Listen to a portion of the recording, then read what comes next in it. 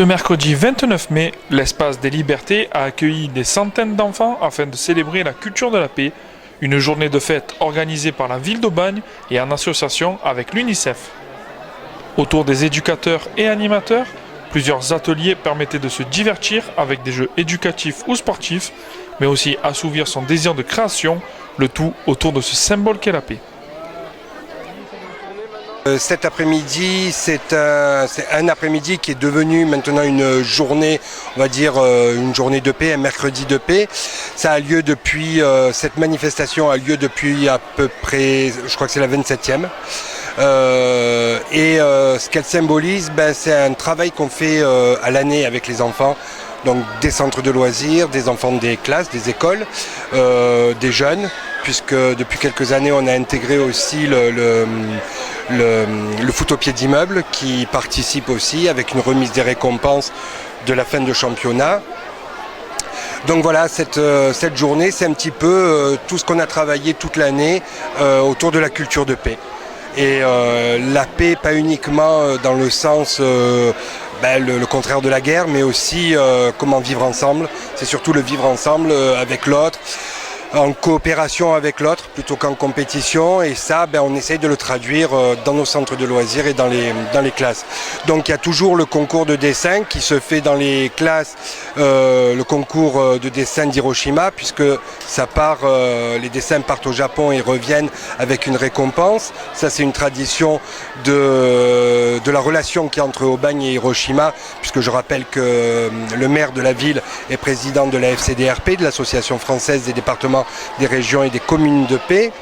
Avec l'appel des 100, donc on est toujours aidé, ils participent chaque année aussi, c'est eux qui récoltent les dessins, qui les exposent, qui les montrent, et donc qui vont eux partir à Hiroshima, puisque c'est ceux de cette année qui vont être récompensés l'année prochaine. Cette année, la nouveauté, c'est qu'il y a des dessins collectifs aussi qui ont été faits dans le cadre du périscolaire, des centres de loisirs, donc ils vont être récompensés aussi par un jury d'enfants. Ça, c'est un petit peu aussi notre travail, le travail de Ville Amie des enfants, Aubagne est aussi Ville Amie des enfants, qui travaille autour de la citoyenneté des enfants. Donc on a créé un jury d'enfants qui va donner leur appréciation, qui vont donner leur appréciation sur leur vision de la paix aussi. On est accompagné par l'UNICEF, qui est partenaire, puisque par Ville Amie des enfants, et puis en matière de paix, ils s'y connaissent aussi. On a l'espace santé jeune qui est présente aussi, puisque c'est aussi la journée mondiale de la santé. Donc dans ce cadre-là, ils sont là avec de nombreuses animations. Tous les services de la ville pratiquement sont représentés, le service des sports, les maisons de quartier par le service socio-culturel, le service de sport de proximité aussi. Donc tous les centres de loisirs sont là, leurs animateurs tiennent des ateliers. Et pratiquement tous les enfants des centres de loisirs sont là. Tous les enfants d'Aubagne sont invités à venir participer à cet après-midi. Mais les éducateurs pour la paix qui sont là aussi, alors les éducateurs pour la paix sont des enseignants et des animateurs de la ville qui eux aussi travaillent toute l'année sur comment instaurer une culture de paix en contact avec les enfants.